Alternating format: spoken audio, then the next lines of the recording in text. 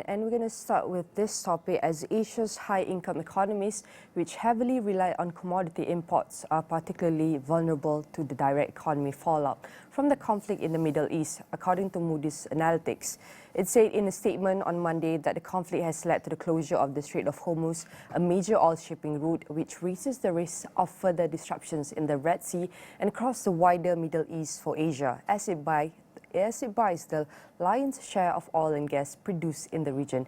And we have ready on the line to help us understand this is David Steppard, Country Director, Singapore, the Shira. I want to say thank you very much, David, for joining us.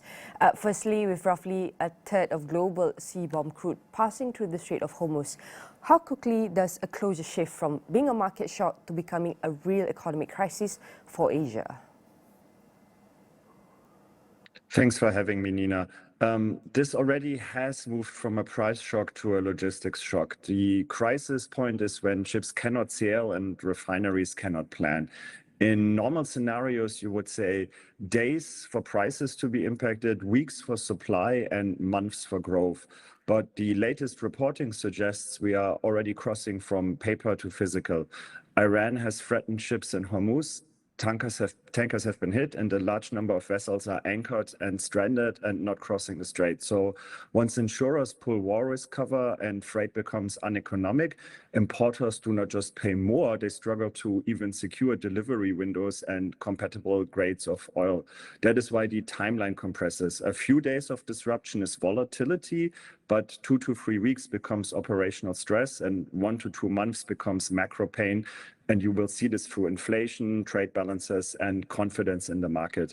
The single best real-time indicator is not the Brent chart, it is whether shipping and insurance markets normalize. And we can also take a look at the Brent crude oil jump from around $72 to $80 almost immediately. Is the market reacting emotionally, or is this a rational pricing of deeper structural risk? This is not panic. It's the market pricing war risk insurance into every barrel. It's a rational move because the market is repricing the probability of an extreme but plausible tail event, a prolonged disruption in the world's most important energy choke point. Brent has spiked up to about 13%, as you mentioned, and shipping disruptions is now part of the story. This is not just rhetoric, so you can actually see this in shipping costs. A key data point, war risk insurance premiums reportedly jumped from 0.2% to 1% of vessel value in the last 48 hours. And insurers are canceling cover effective 5th of March. So that flows straight into delivered energy costs for Asia through freight, insurance, delays, even before you talk about actual shortages. Let's take a look at the other countries like Japan, South Korea, Taiwan, Singapore, and even Hong Kong, which import more than 80% of their energy.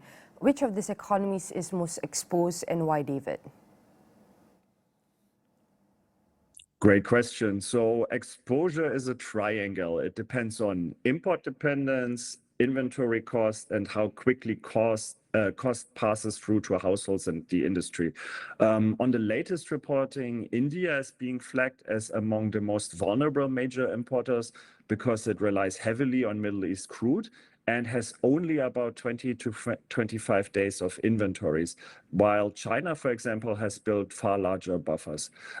Within your list, Japan is also structurally exposed because it imports about 95% of its oil from the Middle East, although it has very large reserves, around 250 days.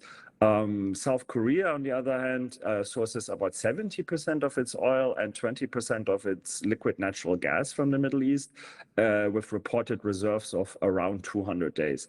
Taiwan and Hong Kong are less about strategic reserves and more about fragility in continuity and pass-through. Taiwan is particularly sensitive on gas for power if liquid natural gas flows tighten, and Hong Kong can see faster consumer pass-through through imported energy and logistics. And when we look at Singapore, Singapore is a market that imports almost everything and all of its energy. It has no meaningful domestic resources. Singapore is also the world's largest bunkering port, supplying around 54 million tons of marine fuel. Singapore may not be the first place to run out of energy, but it is where war risk, insurance, freight, and delivery dislocation get priced into the cost of bunker, diesel, jet fuel, and very fast. As you mentioned that China has a longer buffer period, which China also has a sizable reserves and buys discounted Iranian crude, which India is also reducing Russian oil purchases under its US trade commitments. Does this crisis widen the strategic gap between Beijing and New Delhi? Good question. China has options and India has constraints, and this crisis makes that asymmetry even more visible. Reuters reported that China has a cushion, substantial reserves, as you mentioned, plus large Middle East sourcing. India, on the other hand, is reducing dependence on Russian oil purchases in the context of a US trade agreement, with refiners avoiding Russian cargoes from April. So the gap can widen. Beijing can lean more on reserves and sanction supply channels, while New Delhi may need to compete harder for alternatives, often at higher cost, at exactly the wrong moment.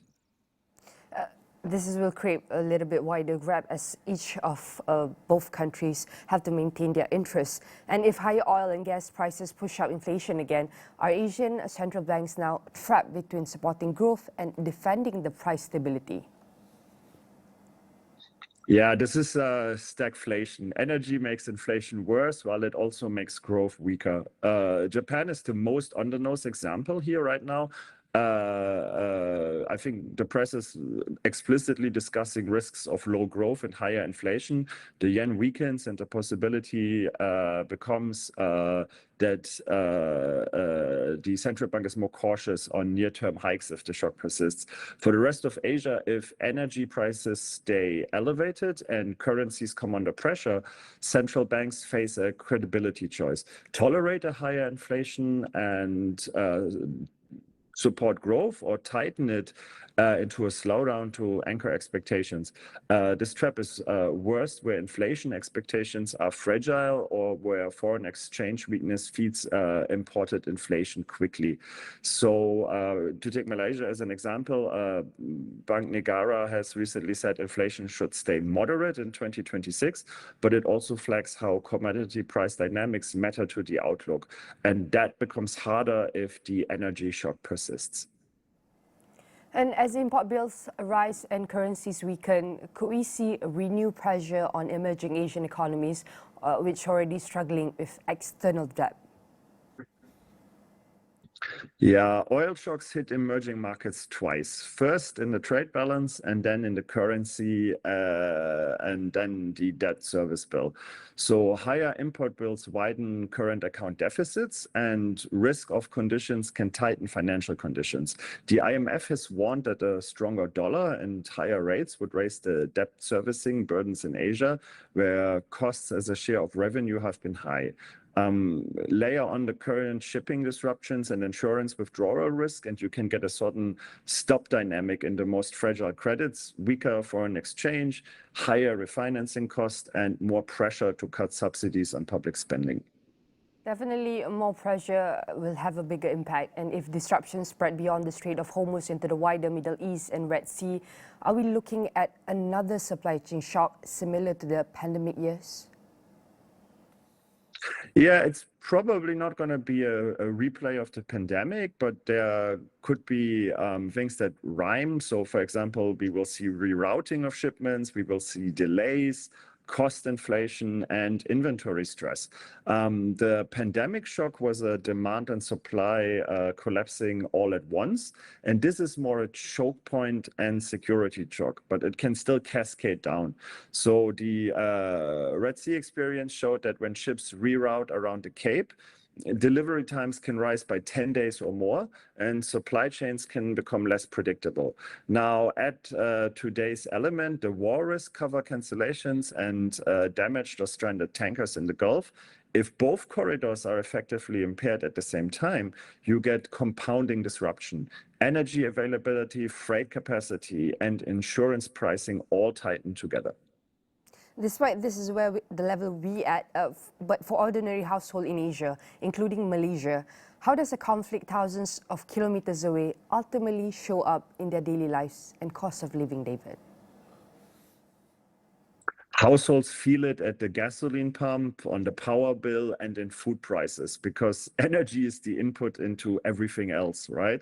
First, transport and logistics. Even if retail fuel prices are managed, subsidy bill rises or future subsidy reform accelerates, then electricity and gas link costs for businesses, which then pass through into goods and services, and food. Energy, freight, affects fertilizer, cold chain, distribution. Malaysia has been experiencing moderate inflation in 2026 so far under normal conditions. Policy reforms having a modest effect, and a prolonged global energy spike is exactly the kind of upside risk that can change the inflation conversation. So the hidden channel is confidence here. When energy and shipping become uncertain, households defer spending and businesses defer investment. All right, definitely this is a very good insight for us to understand how the of global geopolitics expanding, and we can see the impact is also getting riskier. Definitely, David, the closure of the Strait of Hormuz is a stark reminder of one reality. Much of Asia's economy engine runs on imported energy. And when a critical oil artery is disrupted, the impact doesn't stop at a spike in Brent prices. It filters through, like you mentioned, inflation, currency, import bills, and even supply chain disruptions, and ultimately into the daily cost of living. And a conflict thousands of kilometers away can quickly become a direct test of Asia's economic resilience, including Malaysia's. Again, I want to say thank you very much to our guests for helping us understand this, and we hope to have this more discussion in the future. Thank you, David Stapat, the Country Director, Singapore, Dizan Shira, again, and definitely all of our discussion here will be featured in AWANI.com across all social media platforms.